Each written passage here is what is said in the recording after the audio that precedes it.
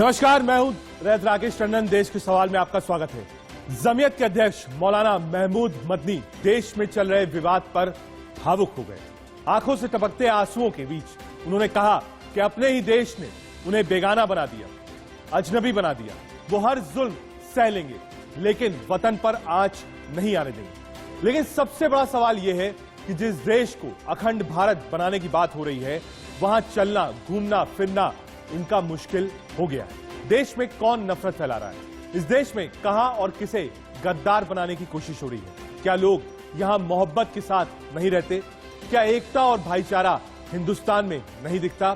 क्या इन्हें हिंदुस्तान में सिर्फ नफरतों का ही बाजार दिखता है? आखिर शिव के सबूतों से मुस्लिम पक्ष को इतना क्यों डर लग रहा है? तो और इसी विवाद में पीएफआई की भी एंट्री हो चुकी है। इनका भी आरोप है कि बीजेपी शासित राज्यों में मुसलमानों को निशाना बनाया जा रहा है।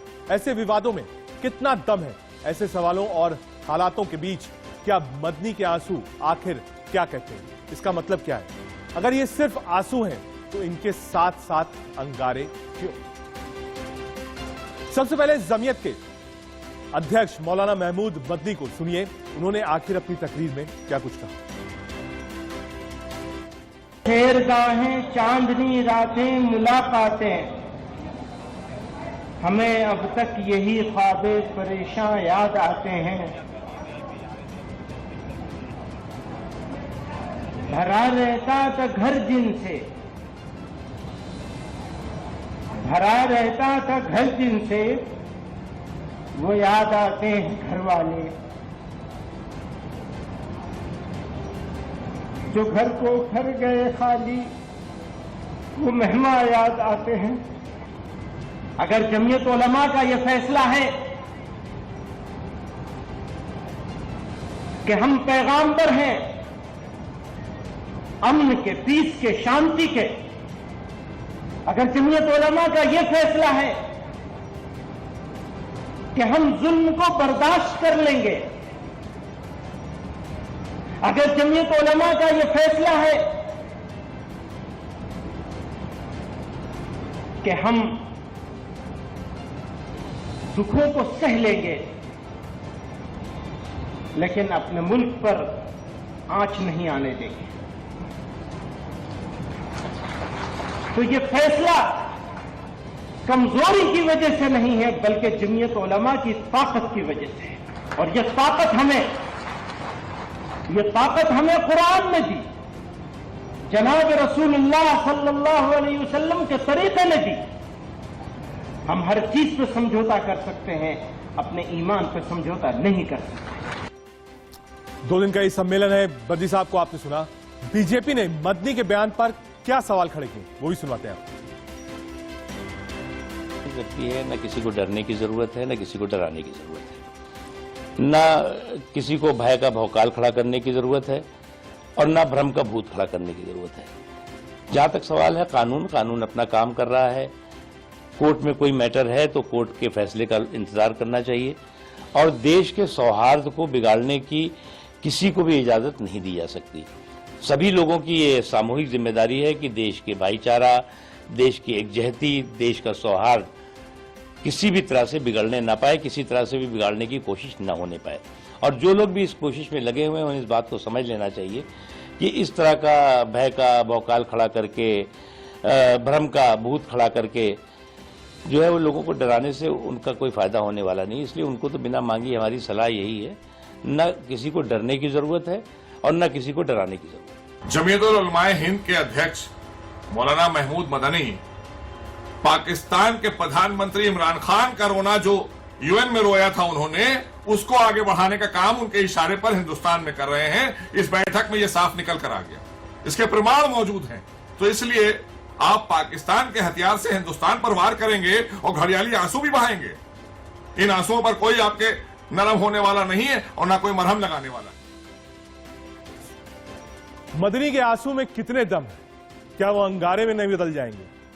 क्या ज्ञान वापी का रिएक्शन तो नहीं है ये? इस्लामोफोबिया की बात क्यों शुरू हो गई है? एक लंबा चौड़ा पैनल है समझने के लिए कि आखिर दिक्कत क्या है। क्या ट्रस्ट ब्रिज टूट चुका है? हमारे साथ राजीव पांडे जी बीजेपी प्रवक्ता जुड़ेंगे, हमारे साथ शिवम त्यागी जी पॉलिटिकल एनालिस्ट होंगे, मौलाना मोहम्मद हाजी साहब होंगे, साथ ही साथ पवन सिन्हा सर भी हमारे साथ होंगे। हमारे साथ सुमैया राणा जुड़ेंगी, प्रवक्ता है समाजवादी पार्टी की ओर से। मौलाना महमूद हाजी मुस्लिम स्कॉलर साहब भी हमारे साथ हैं। लेकिन उसके पहले हमारे साथ एक खास मेहमान है। हमारे साथ बीजेपी के फायर ब्रांड नेता, वरिष्ठ नेता विनय कटियार साहब जुड़ रहे हैं। कटियार साहब, बहुत स्वागत है आपका इंडिया न्यूज में। आपको मेरी आवाज मिल रही है सर? हाँ, मिल रही। ठीक है सर, सबसे पहला और सीधा सवाल, क्योंकि जब राम मंदिर आंदोलन था तो उसमें सबसे अग्रणी आप थे। आज चर्चा ज्ञान वापी की हो रही है, पिटीशंस लग रहे हैं, सारे सबूत प्रमाण सामने आ रहे हैं। एक तरफ कहा जा रहा है सर्वे मत कराइए, दूसरी तरफ कहा जा रहा है कि साहब ये सारी पिटीशन बिल्कुल खराब है, इस पर बात मत करिए। जो ये ऑन गोइंग डिबेट है ज्ञान वापी की, हालांकि उसमें मथुरा भी एड ऑन है, लेकिन मैं सीमित रखता हूं ज्ञान वापी तक। आपका अपना टेक सर।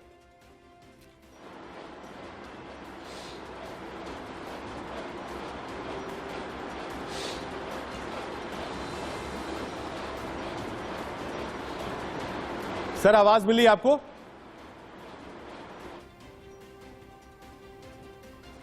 हाँ, मिली। ठीक है सर, ज्ञान वापी पर आपका अपना टेक क्या है सर? जो इतना विवाद खड़ा हो गया है, इतनी पिटीशंस लग रही है, प्लेसेस ऑफ वर्शिप एक्ट आ गई है, आपका अपना मत ज्ञान वापी पर सर?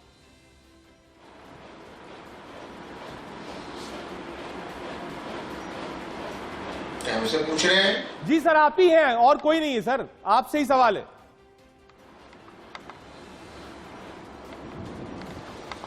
क्या सवाल है पूछा आपने? ज्ञान वापी पर आपका मत क्या है? इतनी कोर्ट कचहरी में मामला है, सुप्रीम कोर्ट तक गए, सर्वे हुआ है, सर्वे की फोटोग्राफ्स वीडियोग्राफ्स मंडे को आएगी, प्लेसेस ऑफ वर्शिप एक्ट भी बीच में आ गया है, सबूत सामने है, आपका अपना मत क्या है सर?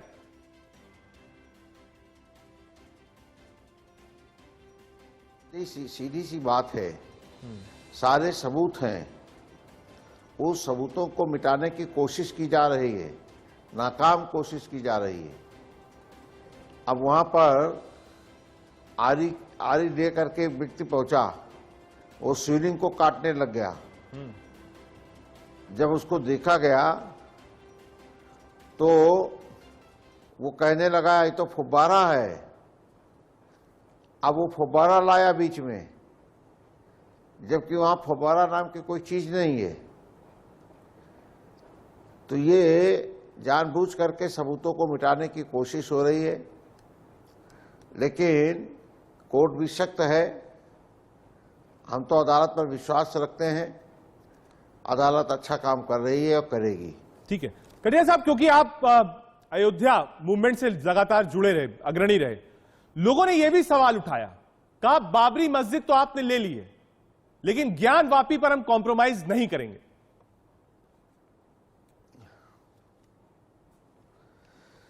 नहीं, हमने कहा ना, हम किसी स्थान पर कॉम्प्रोमाइज नहीं करने वाले हैं। हमारा मामला बहुत साफ है कहना, हम किसी पर कॉम्प्रोमाइज नहीं करने वाले हैं। ठीक है, प्लेसेस ऑफ वर्शिप एक्ट जिससे अयोध्या को बाहर रखा गया था, और इस हाँ बोलिए सर, बोलिए, आप बोलिए सर।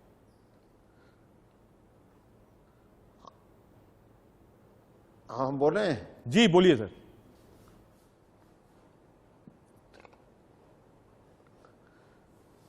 ज्ञान व्यापी का जो मुद्दा है, हाँ, वो अदालत के अंदर चल रहा है। ठीक है, अदालत सक्रिय है, मुझे प्रसन्नता है, और अदालत का जो भी निर्णय आएगा वो मान्य करेंगे। लेकिन अगर कुछ चिन्ह मिलते हैं, वहां पर कुछ और खुदाई भी मिलता है, कुछ दीवालों पर अगर मिलता है, तो उसको हम कैसे अनदेखी कर सकते हैं? जब वहां पर इस प्रकार के शिवलिंग मिला है, तो स्वाभाविक है वो हमारा क्लेम बनता है, और वो सीधा मंदिर, हमारा जो ज्ञान व्यापी है मंदिर, उसको हैंड ओवर करना चाहिए। और जो मुस्लिम समाज है उनसे मैं निवेदन करना चाहता हूं, मुल्ला मौलाना सब जो है ये डराने का, लड़ाने का काम कर रहे हैं। न डरने की जरूरत है न लड़ने की जरूरत है। अदालत से निर्णय आएगा, लेकिन ये नहीं चलेगा कि चुप्पे आप चले जाओ और वहाँ कोठरी के अंदर पहुँच करके रात को छिप करके और फिर वहाँ शिवलिंग जो है उसको वो आरी से काटने लग जाए। ये कैसे बर्दाश्त किया जा सकता है? तो ये अच्छी बात नहीं है और ना इसको हम लोग बर्दाश्त कर सकते हैं। और इसीलिए मेरा कहना है कि इनको अब वहाँ पर रात्रि को रहने न दिया जाए। कटियार साहब, एक सवाल और है, क्योंकि आपने कहा कि लोग भड़का रहे हैं। आज एक बड़ी देवबंद में सभा थी जिसमें देश भर के 5000 मौलाना आए थे। मदनी साहब ने वहां संबोधन में कहा कि साहब हम बेइज्जती भी सह रहे हैं और चुपचाप खड़े हैं। कहा हम देश को खोने नहीं देंगे, चाहे जितनी कुर्बानी देनी पड़े।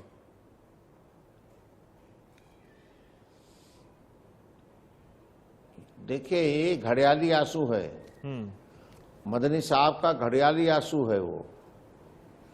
और कौन उनको कोई पूछ नहीं रहा, इसलिए वो परेशान है। वो हमारे दोस्त हैं, मित्र हैं, और हम लोग जब मिलते हैं तो आपस में बातचीत भी अच्छी करते हैं।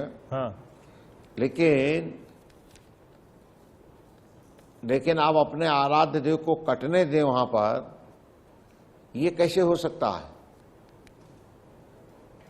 ठीक है, एक आखिरी सवाल कटियार साहब, राम मंदिर के लिए एक बड़ा आंदोलन आप लोगों ने चलाया था देश भर में। क्या ज्ञानवापी के लिए, मथुरा के लिए भी आंदोलन चलाएंगे आप लोग?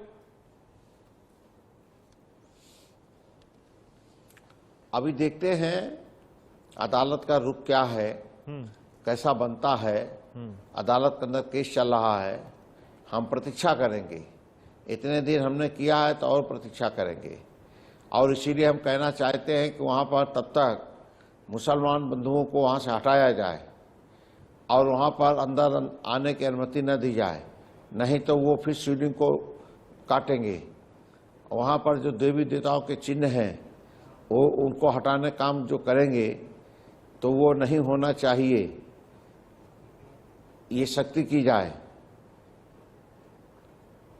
ठीक है, बहुत शुक्रिया विनय कटियार जी हमसे मिलने के लिए, और साफ कह रहे हैं कि वहां पर सख्ती की जाए और मुस्लिम्स को ज्ञानवापी में जाने से रोका जाए। बहुत शुक्रिया विनय कटियार जी आपका, आप हमसे जुड़े। अब हम सीधे अपने पैनल की तरफ चलते हैं और समझने की कोशिश करते हैं कि आज मदनी साहब क्यों रोती है, दिक्कत कहां है। सरकार जो भी प्रोग्राम बनाती है वो हिंदू मुसलमान सिख ईसाई देखकर नहीं बनाती है, वो सबके लिए बनाती है। तो क्या मुसलमान साइडलाइन है, या ये ज्ञानवापी पर जो दो छोटी हारें हुई, पहली सुप्रीम कोर्ट और दूसरी लोअर कोर्ट में, क्या उसकी वजह से कुछ तिलमिलाहट है, कुछ रिएक्शन है जो आज देखने को मिला? और ये रिएक्शन कहां तक जाएगा? क्या इस रिएक्शन को रोकने की जरूरत है? बड़ा पैनल हमारे साथ राजीव पांडे जी जुड़ रहे हैं बीजेपी की ओर से, पवन सिन्हा सर हिंदू धर्मगुरु हमारे साथ हैं, शिवम त्यागी जी पॉलिटिकल एनालिस्ट हमारे साथ हैं, सुमैया राणा समाजवादी पार्टी की प्रवक्ता हमारे साथ हैं, साथ ही साथ मौलाना मोहम्मद हाजी रईस साहब है, मुस्लिम स्कॉलर हमारे साथ हैं। विनय कटियार साहब से हमारी बातचीत हो रही थी, तो सबसे पहले मौलाना मोहम्मद हाजी रईस साहब आप ही के पास आता हूं। रईस साहब, आपने विनय कटियार जी को सुना, बीजेपी का वरिष्ठ नेता है, राम मंदिर आंदोलन में सबसे ज्यादा सक्रिय रहे थे। वो दो तीन बातें कह रहे हैं। पहला, जो मदनी साहब आज रोए हैं, उन्होंने कहा घड़ियाली आंसू हैं। दूसरा, उन्होंने कहा ज्ञानवापी में जो अंदर शिवलिंग की बात है, अंदर जो प्रमाण की बात है, वो प्रमाण आप लोग खराब कर सकते हैं, इसलिए आप लोग को वहां जाने से रोका जाए, ये कहना है विनय कटियार साहब का। देखिए, विनय कटियार और भगवा ब्रिगेड के वो 100 कार्ड साधु संत जो पूरी देश के अंदर इस बात की चर्चा करते रहे थे कि बाबरी मस्जिद राम जन्मभूमि मंदिर को तोड़कर बनाई गई, और पूरी भगवा ब्रिगेड को सुप्रीम कोर्ट ने नकारते हुए दूध का दूध और पानी का पानी किया कि कोई मंदिर वहाँ था नहीं जिसके तोड़ने के प्रमाण मिले। और ये सब झूठे लोग जो दावे करते रहे कि साहब मंदिर तोड़कर पूरे देश में उत्तेजना भड़काने का काम करते रहे, और जब सुप्रीम कोर्ट ने फैसला किया, लेकिन उसी सुप्रीम कोर्ट ने जब ये मान लिया कि मंदिर तोड़कर मस्जिद नहीं बनाई गई, और उसमें फिर एक मंदिर की मूर्ति के पक्ष में वो फैसला दे करके ये अपने न्याय की जो शक्ल दिखाई, उसके बाद मुसलमानों को फिर अब न्याय की तरफ जाने से क्या फायदा। दूसरी चीज, जब आपने वर्शिप एक्ट जो है 1991 एक जब बनाया पार्लियामेंट ने, पार्लियामेंट कानून बनाती है, उस कानून के इम्प्लीमेंटेशन के लिए अदालतें होती हैं और देश के दूसरे संगठन होते हैं। देश की पार्लियामेंट या तो मोदी जी और उनके जो लोग जो चिलमन के अंदर छुपे बैठे हुए इस खेल को खेल रहे हैं, उनको चाहिए कि 1991 एक्ट को रिजेक्ट करें और मंदिर जहाँ जहाँ मस्जिदें उनको मंदिर दिखती हैं उन सबको मिसमार करके जब्र के तौर पर सारी मस्जिदों को मंदिर बना डालें, क्योंकि आज लाठी उनकी है, भैंस उनकी है, वो जिस तरह से चाहें नंगा नाच और तांडव मचाएं पूरे देश के अंदर। हम इस हैसियत में नहीं जो मुकाबला कर सकें। अब रह गई महमूद मदनी साहब। महमूद मदनी साहब हमेशा वो काम करते हैं जिससे बीजेपी को फायदा हो। ये वही महमूद मदनी जो जाकर के कहते हैं कि हिंदुस्तान के मुसलमानों के इंटरनल मामलात में हिंदुस्तान में मुसलमान खुश है। आज वो किस बात पे रो रहे हैं, जब इन्होंने विदेशों में जाकर के इस बात का ऐलान किया कि हिंदुस्तान में मुसलमान हर तरह से महफूज है, हिंदुस्तान के मुसलमानों को दुनिया के दूसरे मुल्कों से ज़्यादा महफूज हैं, तो आज ये क्यों रो रहे हैं, घड़ियाली और आंसू दिखा रहेंगे। दूसरी चीज़, जब all India Muslim personal law board जिसमें तमाम मसालिक के नुमाइंदे मौजूद हैं, उसने अपनी एक कॉल दे दी और उस कॉल में उन्होंने कहा कि अगर जरूरत पड़ी हम सड़कों पर उतरेंगे। तो यही महमूद मदनी साहब ने सबसे पहले उसकी लोग कह रहे हैं कि साहब जो ज्ञान वापी पर ऑन गोइंग डिबेट है, कोर्ट में साक्ष्य है, उससे जो मुस्लिम पक्ष है वो आहत है। उन्होंने कहा कि आप चाहे जितना सितम करिए, बेइज्जती करिए, हम बोलेंगे नहीं। उसी एक्ट में ये है कि देखिए उसी एक्ट में एक बात यह है कि जब 1947 से पहले जिन मस्जिद, मंदिर, गुरुद्वारे, चर्च जिनकी जो यथास्थिति बरकरार रहेगी, तो पहले उस एक्ट को खत्म करें। कैसे एक्ट में नहीं आ रहा है? एक मैं शिवम त्यागी पॉलिटिकल एनालिसिस को लाऊंगा। शिवम, ये कह रहे हैं कि साहब 1991 वही चीज सामने आ गई ना, वो कह रहे हैं 1991 सामने खड़ा है, आप क्यों आ रहे हैं? शिवम त्यागी। देखिए, महत्वपूर्ण बात यहां पर यह है, सबसे पहले तो मैं एक चीज कहना चाहता हूं कि 1991 में जो प्लेसेस ऑफ वर्शिप एक्ट बना, मैं निजी तौर पर उसका समर्थन नहीं करता, लेकिन ऐसा भी नहीं है कि इस देश में जो एक्ट बना उसको वापस नहीं लिया गया। किसान आंदोलन हुआ, कानून बने थे, वापस लिए गए ना, तो इसका क्या मतलब हुआ कि वो गलत थे? ऐसा ही नहीं, लेकिन वो वापस लिए गए। अब दूसरी बात पर आते हैं। प्लेसेस ऑफ वर्शिप एक्ट इस पर लागू होता ही नहीं। प्लेसेस ऑफ वर्शिप एक्ट में सेक्शन 3 कहता है कि 1947 से पहले जो भी पूजा धर्म स्थल थे वो ऐसे के ऐसे ही रहेंगे। हमने कब कहा चेंज करिए? हम तो कह रहे हैं कि उसकी वीडियोग्राफी होनी चाहिए। वीडियोग्राफी हुई है, वीडियोग्राफी के बाद तथ्य सामने आएंगे, और हम उसका टाइटल चेंज नहीं कर रहे हैं। पूजा तो वहां अभी भी होती है, चिल्लाइए नहीं, पूजा तो वहां पर अभी भी होती है, साल में एक बार। हमारा मानना है, तो अभी हो रही है, 12 बार हो रही है, टाइटल कैसे चेंज होगा? 2 बार, 5 बार, हफ्ते में 7 बार, हर रोज क्यों ना हो? क्योंकि वो मंदिर ही है। आप उसके ऊपर अगर किसी चीज पर नमाज पढ़ने लगेंगे तो वो मस्जिद नहीं हो जाएगी ना। Let there be a fair discussion, होने दीजिए, क्या परेशानी है? और अब मैं मदनी साहब की बात पर आता हूं। उन्होंने कहा कि मुसलमानों को बेइज्जत होकर रहना पड़ेगा। सुनिए जरा, बेइज्जत होना किसे कहते हैं? मेरे देश में भगवान शिव की नगरी में शिवलिंग पर हाथ धुल रहे हो, पैर धुल रहे हो, कुल्ला कर रहे हो, बेइज्जत मुसलमान हो रहे हैं। 490 साल मर्यादा पुरुषोत्तम भगवान श्री राम टेंट में रहे, बेइज्जत मुसलमान हो रहे हैं। इस देश में काशी विश्वनाथ के बराबर में मस्जिद है जो औरंगजेब ने बनाई। पूरी दुनिया 7.9 billion people of the world knows it. 140 crore देश के वासी जानते हैं कि वो उसने बनाई। काशी विश्वनाथ में देखिए, मथुरा में देखिए, अयोध्या का एक वर्डिक्ट आया है, और बेइज्जत मुसलमान हो रहे हैं। कोई बेइज्जत नहीं हो रहे हैं आप। मोहम्मद हाजी साहब, जी हाजी साहब जवाब। हाँ, मुझे बोलने दीजिए। हाँ बोलिए, आप बोलिए। हाँ, मैं जवाब दे रहा हूँ, दीजिए जवाब। हाँ, अब सवाल ये पैदा होता है तो सुप्रीम कोर्ट झूठा है। सुप्रीम कोर्ट ने जब माना राम मंदिर तोड़कर मस्जिद नहीं बनाई गई, सुप्रीम कोर्ट ने कैसे फैसला दिया? 1991 का एक्ट जब बना आएगा, यथास्थिति रहेगी। यथास्थिति में जो हाउस में वजू हो रहा था वजू होगा, जहाँ पर पूजा हो रही थी साल में एक बार वहाँ पूजा होगी। आप हर रोज एक नया फितना खड़ा करके इस मुल्क को सांप्रदायिकता की आग में आप एक्चुअली मैं आपसे बड़े सम्मान के साथ, मैं मौलाना साहब, मैं आपसे बड़े सम्मान के साथ कहना चाहता हूं कि बिना पढ़े लिखे से खतरनाक जो है कम पढ़ा लिखा होता है। उसी सुप्रीम कोर्ट की बेंच ने जिसने राम मंदिर का वर्डिक्ट दिया है, उन्हीं जस्टिस बोबडे की अध्यक्षता में इस पीआईएल को एक्सेप्ट किया गया है सुप्रीम कोर्ट द्वारा कि 1991 प्लेसेस ऑफ वर्शिप एक्ट को हटाना चाहिए। वो सुप्रीम कोर्ट में है मसला कि वो जजेस, हाँ मैं यही कह रहा हूँ, वो जजेस बाबरी मस्जिद का फैसला देने के बाद 5 सितारा होटल में जाके शराब की महफिल से आई वॉन्ट एक्सेप्टेड। सुनिए तो क्या शरिया ला दे? नहीं, शरिया ला दे तो एक बात बताइए ना, जजेस पे विश्वास नहीं है, जजेस पे विश्वास नहीं, सरकार पे विश्वास नहीं, तो क्या शरिया ला दे? खलीफा बना दे आपको यहाँ का? नहीं, खलीफा बना दे यहाँ पर आपको, अबू अल बकर बगदादी की तरफ खलीफा बना दे कि इसने गलत देखा, इसकी आंखें निकाल लो, इसने गलत किया, इसके हाथ काट दो। नहीं, जजेस को बैठकर आप यहाँ पर ये कह रहे हैं कि ये करते हैं वो करते हैं, तो खलीफा बना दे, शरिया चला देते हैं यहाँ पर। बिल्कुल किया उन्होंने, किया। सुनिए, हाथ कंगन को आरती क्या और पढ़े लिखे को फारसी क्या? मैं इंडिया न्यूज के माध्यम से आपको यही आपको मैं इनवाइट करता हूं, चलिए कैमरा उठाकर लेकर चलते हैं ज्ञानवापी में। अब ओम तो नहीं बनाते होगे आप कम से कम मस्जिदों में, शिवलिंग तो नहीं होता होगा। अच्छा मोहतरम, मुझे ये बता दो, ज्ञानव्यापी मंदिर और शिवलिंग की पूजा तुमको मुबारक हो, लेकिन मुझे जरा ये बता दो, तुम किस धर्म के मानने वाले हो? वैदिक धर्म को मानते हो कि नहीं मानते हो?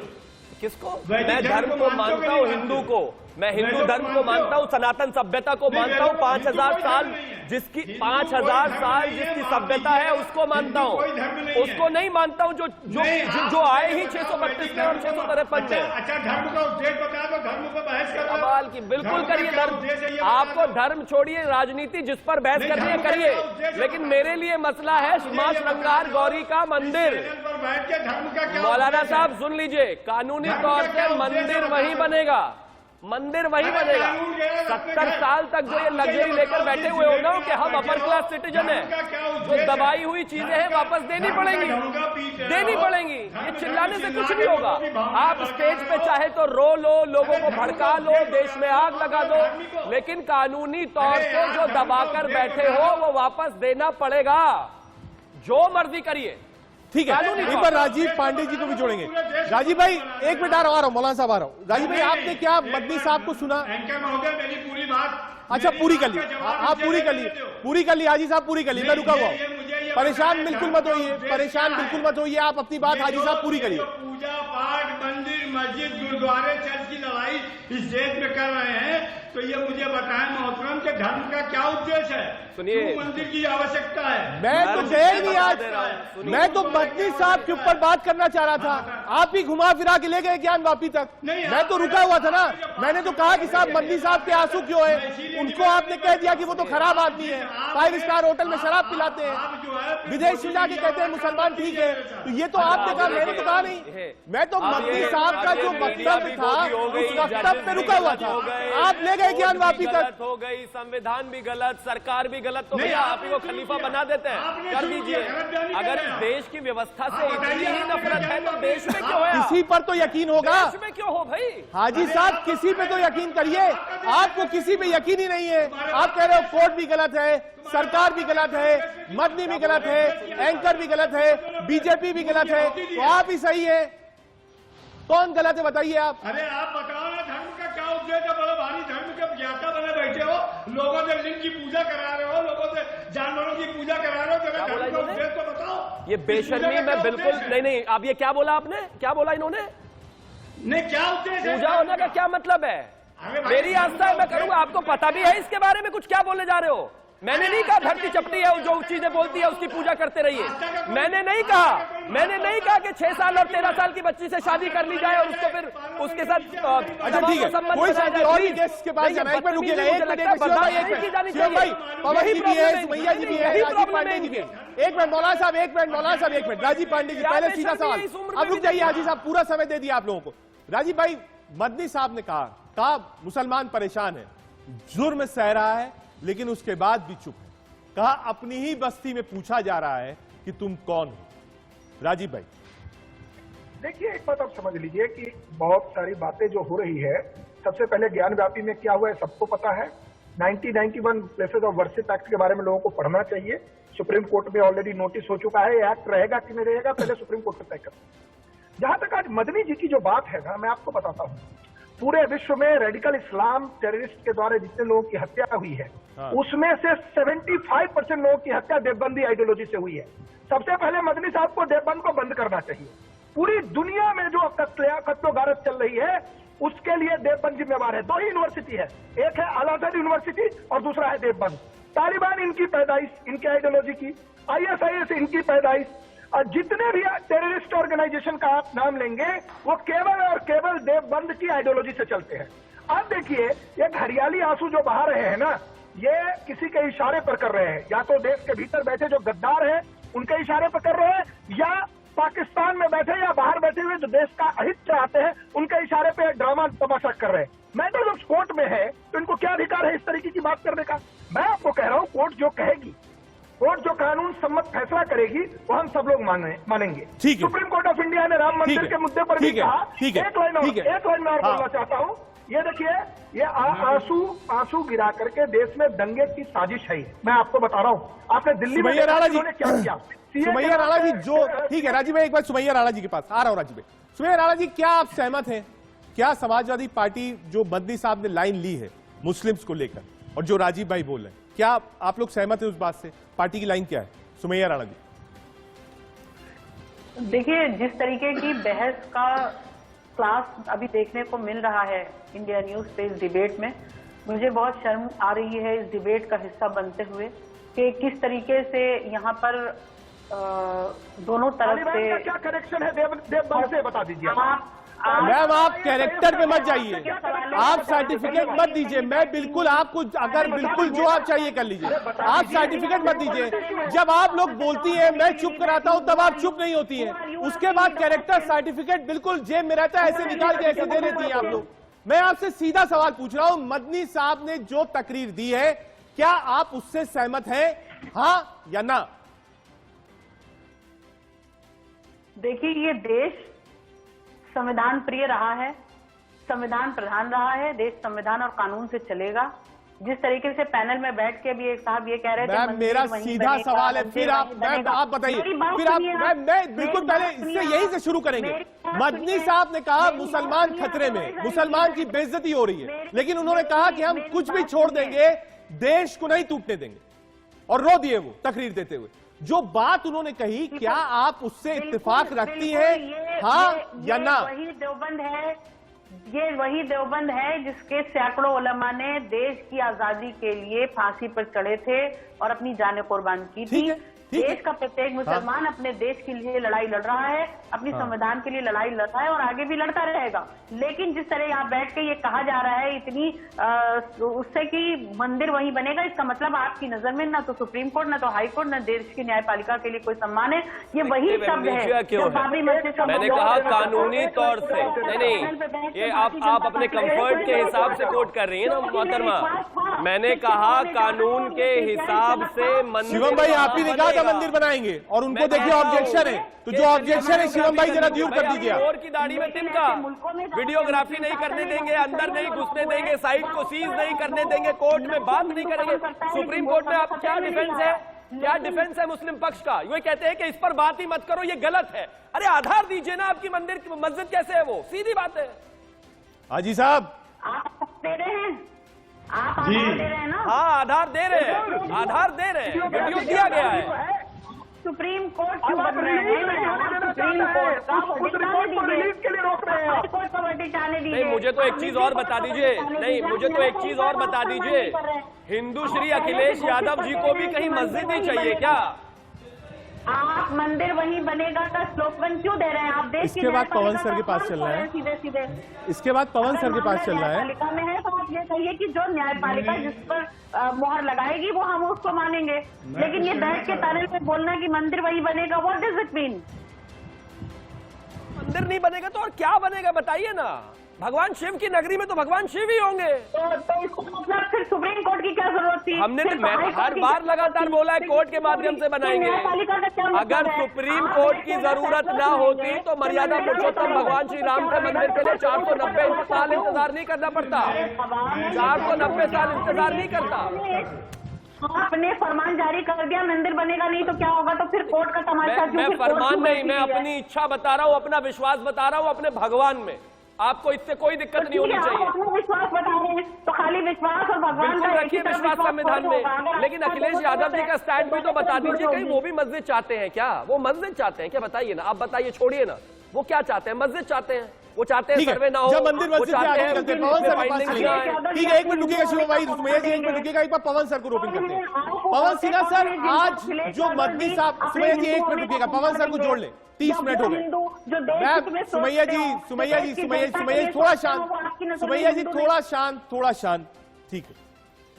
पवन सर, ये जो एक नई डिबेट आज मदनी साहब ने शुरू करी, का सितम ही सह रहे हैं, अपनी बस्ती में भी हम बेगाने हो गए हैं, जुल्म भी सह रहे हैं, आवाज भी नहीं उठा रहे हैं, लेकिन देश को खोएंगे नहीं, ये भी बोला और बड़े इमोशनल हो गए। ये बात आज क्यों उत्पन्न हुई? क्या ये दिल की बात थी जो जुबान पर आ गई? क्या ये ज्ञान वापी का रिएक्शन है? क्यों हुआ ये? पवन सर,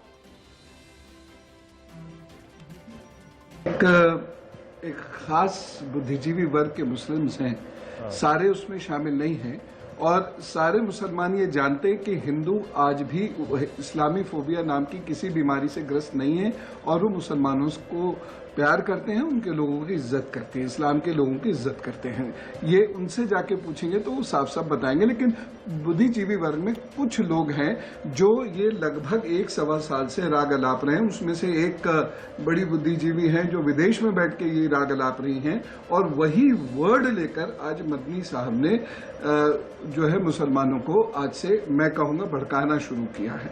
देखिए, मदनी साहब को भी ये मालूम है कि आम तौर से किसी भी हिंदू मुसलमान के बीच भेद नहीं है, लेकिन कुछ मुस्लिम्स की ये आदत बन गई थी, वो एरिस्टोक्रेट हो गए थे, और उनकी जो सरमायादार थे वो आज पॉलिटिक्स में बहुत पीछे चले गए हैं, और इस वजह से जो उन लोगों को फैसिलिटीज मिलती थी या उन लोगों की जो पॉलिटिक्स में से हुआ करती थी वो खत्म हो गई है।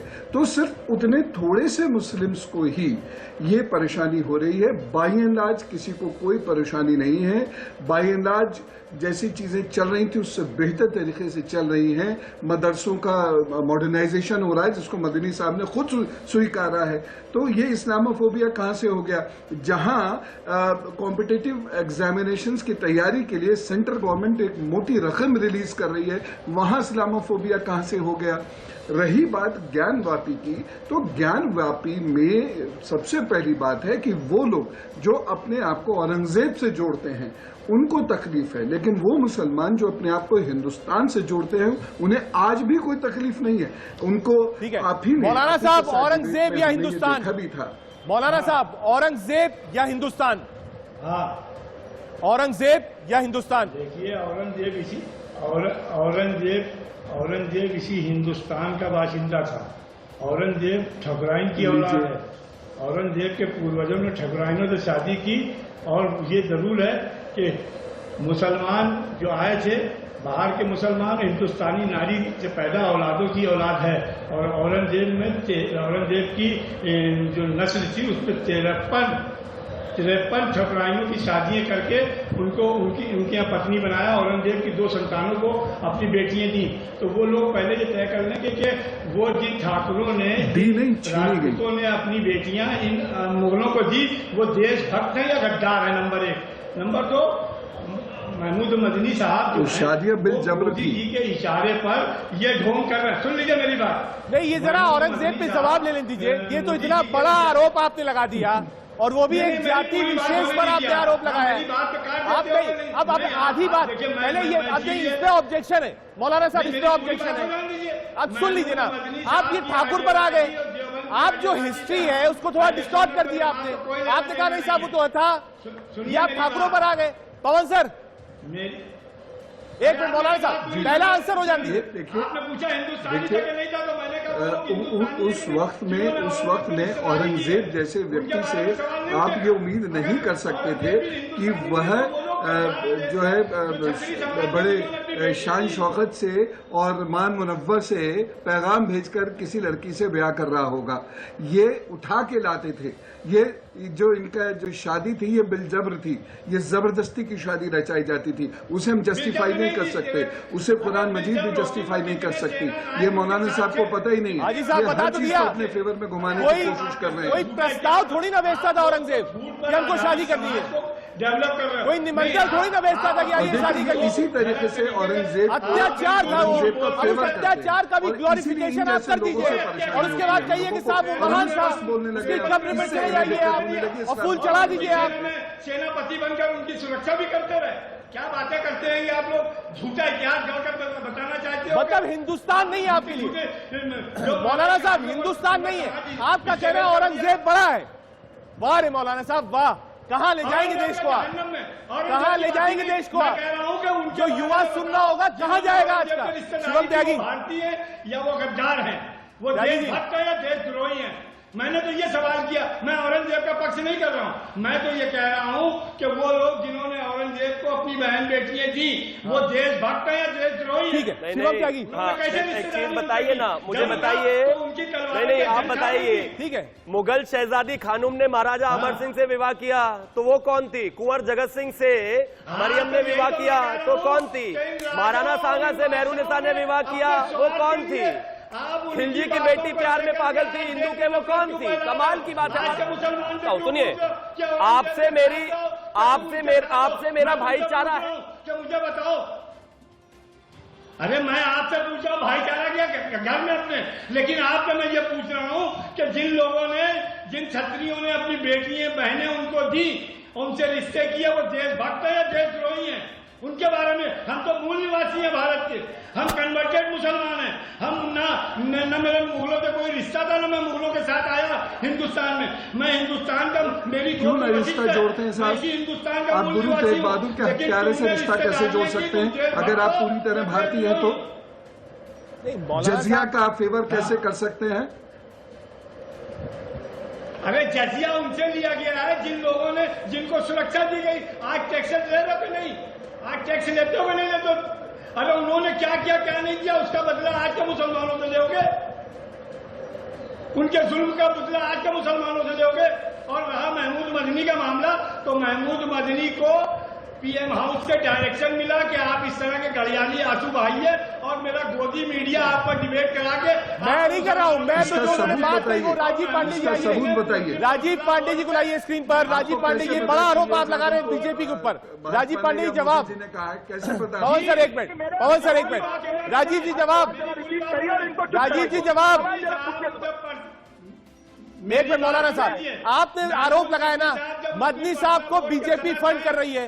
राजीव पांडे जी क्या फंड किया है बता दीजिए मौलाना साहब को। मदनी साहब अपनी राजनीति चलाना चाहते हैं, लेकिन मैं एक बात बता देना चाहूँ, ये हिंदुस्तान 1947 का नहीं है।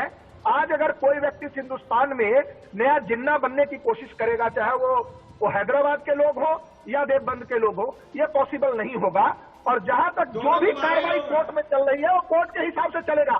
और ऐसे लोग जो घृणा का वातावरण पैदा कर रहे हैं, या आपके चैनल पर बैठ करके उन्होंने राजपूत और ठाकुरों को गाली दी है, ऐसे व्यक्तियों के बारे में आप कुछ सोचिए।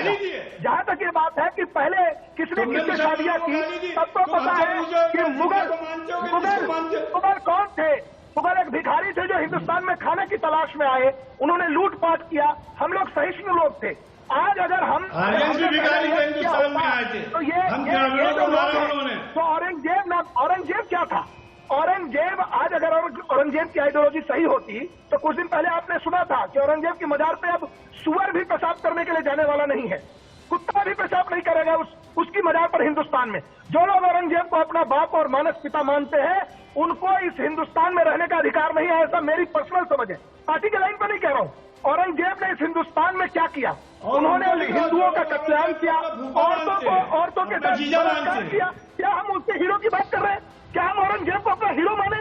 जो लोग भी औरंगजेब को हीरो मान रहे हैं वो देश को ज्ञानव्यापी मंदिर की बात कर रहे हैं, उसी मंदिर के कारखाने में राजा कमल सिंह जी बीवी और उसके दासियों के साथ मंदिर है और मंदिर ही रहेगा। जो 92 तक वहाँ डेली पूजा होती थी, 92 तक डेली पूजा होती थी, मौलाना पूजा रुकवाती, कैरेक्टर को किसने डिस्टर्ब किया? ज्ञानव्यापी में जो पूजा चल रही थी उसके कैरेक्टर को किसने डिस्टर्ब किया? उसके कैरेक्टर को हिस्ट्री का क्लास लेने के लिए बुलाते हैं। ऐसे घटिया लोगों को आप क्यों बुलाते हैं चैनल पर? ठीक है पवन सर, ये जो इस्लामोफोबिया की बात उठी है, क्या ये इसीलिए उठी है कि लोग भड़का रहे हैं, बरगला रहे हैं, तभी तो इस्लामोफोबिया जैसा शब्द आया? आज से 15 साल पहले तो डिक्शनरी में नहीं था इस्लामोफोबिया। पवन सर बिल्कुल, देखिए ये पहली बार मैंने ये वर्ड सुना था 2019 के आखिर में। ट्विटर पर दो बड़े विद्वान मुस्लिम महिलाएं हैं, मैं नाम नहीं लेना चाहता उनका, उन्होंने इस्लामोफोबिया का जिक्र करना शुरू किया। उसके बाद ये अमेरिका में और कनाडा में इसका जिक्र होना शुरू हुआ, उसके बाद ये लंदन में जिक्र होना शुरू हो गया और हर व्यक्ति इस्लाम की तरफ से फोबिक हो गया है, ऐसा उन्होंने कहना शुरू कर दिया। लेकिन भारत में ऐसा कुछ भी नहीं निकला। जब नहीं निकला तो वो भी कह के एक वक्त ऐसा आया चुप होकर बैठ गए। कुछ लोगों ने कुछ कार्टून, कुछ तस्वीरें बनानी शुरू कर दी जिसमें मुसलमानों को नहीं दिखाया, भालों पे बेचारे लेटे हुए हैं ऐसा दिखाया, लेकिन भारत के आम मुसलमान पर उसका कोई प्रभाव नहीं पड़ा। उसने अपने हिंदुओं के साथ जो रिश्तेदारी है, दोस्ती है, वो बरकरार रखी। हिंदुओं ने भी उनके साथ दोस्ती बरकरार रखी। अब इनके पास ताहिर जी आए, ताहिर जी बरेलवी की तरफ से भड़का रहे हैं मुस्लिम यूथ को, तो अब मदनी साहब ने जो सुन्नी हैं इसके, और इन्होंने ये जो इस्लामिक लॉज हैं, शरिया जिसे कहते हैं, ये जबरदस्त उसके मानने वाले हैं। अब इन्होंने एक ये नया सिस्टम सुना, इन्होंने भड़काना शुरू किया। मैं तारीफ करूंगा अगर वह सड़क पर आकर हिंदुओं को गले लगाना शुरू करें और तो कहना शुरू कर दें सौहार्द का एक कार्यक्रम शुरू होगा, छोड़ते हैं, देश भर में हिंदू मुसलमान साथ दिखेंगे, सौहार्द का कार्यक्रम शुरू होगा। पवन सर, वो तो ये बात कह रहे हैं कि सौहार्द का कार्यक्रम हम लोग शुरू करेंगे, पहला। दूसरा, उन्होंने कहा कुछ भी खो देंगे, देश को नहीं खोएंगे। डायरेक्शन मिलेगा वो सब ये करेंगे, मुसलमान मुत्तहिद ना हो जी। लेकिन इसके पहले जो उन्होंने इस बात को कही ना कि मुसलमानों के खिलाफ इस तरीके से आ गई है, और जो हिंदुओं, और उन्होंने हिंदू संतों पर भी निशाना साधना शुरू कर दिया, तो ये सौहार्द का जो कार्यक्रम शुरू होगा कैसे हो पाएगा? ठीक है, मुस्लिम मौलाना साहब आइए, मौलाना साहब रह जाएगा, ये तो अभी देखना पड़ेगा। ठीक है मौलाना साहब, मैं ये कह रहा था, चलिए ठीक है, मदनी साहब के तो आप विरोध में हो गए, वो आपका व्यक्तिगत मामला, मैंने मान लिया। क्या देश में ऐसा कोई माहौल है क्या? व्यक्तिगत नहीं मामला, हमारा मसलकी मामला, हम अहले सुन्नत बरेलवी हैं। ठीक है, मैं मान गया उसको, मैं मान गया, वो तो पुरानी बात है, आमने सामने।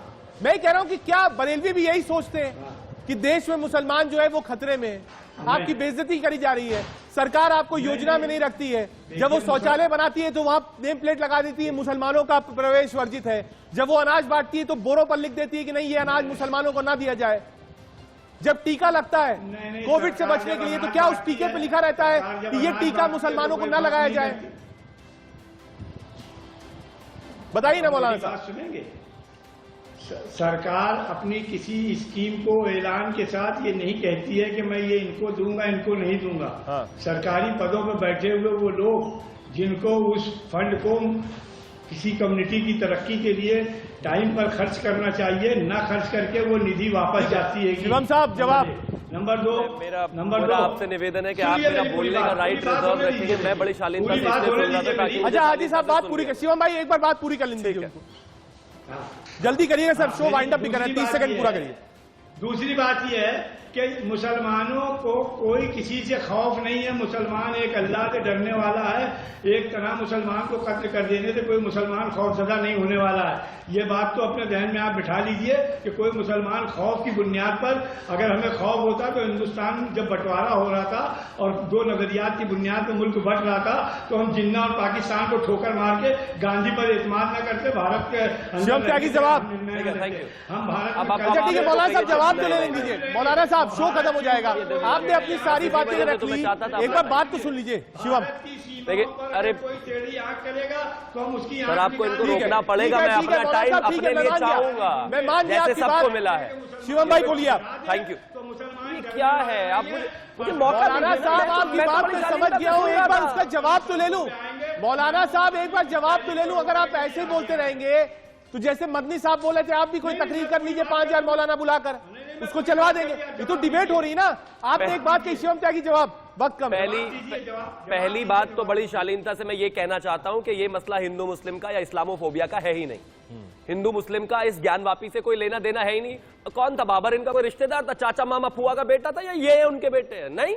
तो ये हिंदू मुस्लिम का मसला कैसे हुआ? कोर्ट में मामला है, एक सांस्कृतिक विरासत को फिर से लेने का मामला है, कोर्ट में चल रहा है, कोर्ट तय कर देगा। तो रोना धोना बंद करो, इस स्टेज पर खड़े होकर, नंबर 1। और अगर डरते नहीं हो, इतने दिल वाले हो, तो एक छोटे से कैमरे से क्यों डर जा रहे हो? जाने देते ज्ञानवापी में अंदर। हम डरते नहीं है, अंतिम सांस तक लड़ेंगे। और कैमरा बर्दाश्त नहीं हो रहा, कहते हो अंदर मत जाओ, कहते हो केस मत चलाओ, कहते हो बात मत करो, कानून भी गलत, एंकर भी गलत, टीवी भी गलत, हम ही ठीक है। तो आप एक दुनिया भर के डरपोक आदमी है जो कैमरा भी बर्दाश्त नहीं कर सकते। अब अंत में आता हूं, जहां तक बात मसला इस्लामोफोबिया का है, जहां पर भी ये मेजॉरिटी में नहीं है वहां पर विक्टिम है, और जहां मेजॉरिटी में वहां इनको खलीफा मिला हुआ है और चाहिए भी। ठीक है मौलाना साहब, यही रोक रहे हैं, वक्त की थोड़ी कमी है। देश का सवाल में आज के लिए इतना ही। समझने की कोशिश कर रहे थे इस्लामोफोबिया क्या है, मदनी साहब ने जो आज बात बोली उसका मतलब क्या होता है, ये हम समझने की कोशिश कर रहे थे। आप सभी ने अपनी बात रखी, विश्लेषण रखी, और कोशिश यही कि मदनी साहब की जो बात है वो वहीं तक रहे जहां पर उन्होंने बोली है, देश में न फैले। देश का सवाल आज के लिए इतना ही। देश और दुनिया की बाकी खबरों के लिए आप देखते रहिए इंडिया न्यूज।